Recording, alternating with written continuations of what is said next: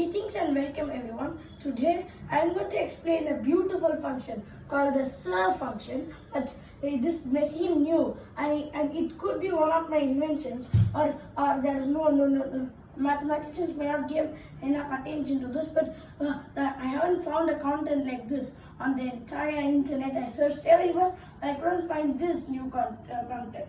I think it could be my invention, but the thing is, it is special about exponentiation. Like the SIR function is actually what I actually named. Actually stands for circle.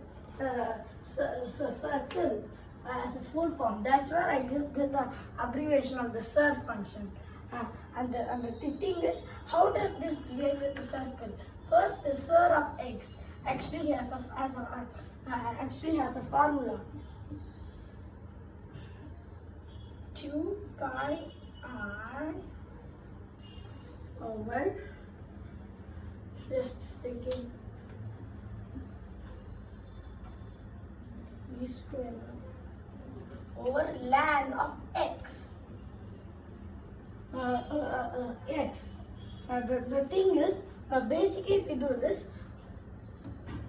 like if you add, like for example, x to the power of SIR, x to the power of y plus SIR of x, and this I just put in the parentheses times k, when k here is just a real integer. It cannot be complex. So this is what k is, which means you can add something and k can never equal 0. A k with 0 is nothing, and the thing which you are adding is just which is equal to x power y. This should reduce to x power y, and the thing you should adding should actually be not be 0. So that SIR inverse of 0 is basically undefined, since it destroys the property of this function. So to add a non-zero number and get the same exponent. So that's it. That's it. And I'll just show you some examples on this board. So basically, this is what the function is. And for the SIR of, I'll just first show the SIR of the imaginary number. It's I, which is equal to 4. Since adding 4 to I doesn't change anything, since I power 0 is equal to 4 is equal to 1, I power 4 is equal to 1, and adding 4 for I power x is the same as I power x plus 4k. And here is just an integer. So adding 4 times a real integer doesn't change anything. Anything. So the next thing is like even for anything, like I power 1 is equal to I power 5 is equal to I. So same thing. So we show SIR of the example I. I'll show the SIR of a real number this time, and you will get imaginary number. For imaginary number, you may get something like complex or something. And the SIR of E is 2 times pi times I. This complex number, like just e to the power 0 is equal to 1, e to the power of 2 pi I is equal to 1, as e power I pi is equal to -1 according to Euler's identity. So e to the power of 4 pi I should be 1 squared, which is equal to 1 squared, which is equal to 1. And even true for negative, also k can also be negative, but not decimal or a complex number. And even this is nothing but 1 over e power 2 pi I according to property of Einstein's is equal to 1 over 1, which is equal to 1.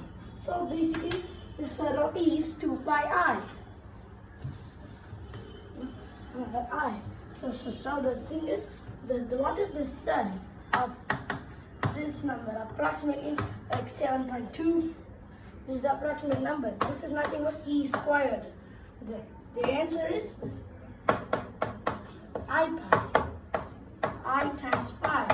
The reason is, so the thing is, the ln of this number, we just take the ln of this approximate number, ln of this number, you just get 2. So the thing is, you just divide 2 pi I by 2 to get I pi. So the SIR of x can be determined using this formula for any number.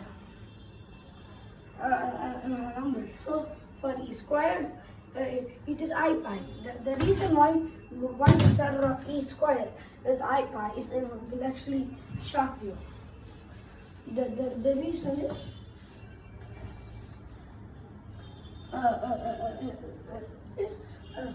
that for example like e squared, which is just some point 2 raised to the I pi power should equal 1. Since e to the power of 2 pi I is just nothing but according to the properties of exponents, that works according to the SIR function. It's a beautiful function which I invented only for exponents. As you have I pi and e squared to the power of 2 pi I should also equal 1. As this 2 multiplies according to properties of exponent, e to the power of 4 pi I, and I already told you it's 1. So the thing is, e squared raised to the 2 pi I power should equal 1, and the same thing is e squared raised to the negative I pi power is also equal to 1 over e squared to the power of I pi, which is equal to 1 over 1. So it's equal to 1. So even for negative numbers, k can be a negative number. So yeah, e squared to the power of x is the same thing as e squared to the power of x plus I pi k. So this is the SIR function, and it's useful in solving lots of problems, like taking the logarithm with the base 1. It's very useful to do this. Instead of just straight on divide by 0, you can take the SIR and add the number and take the inverse. And I told you how to do it in the log base 1 video. So okay, bye.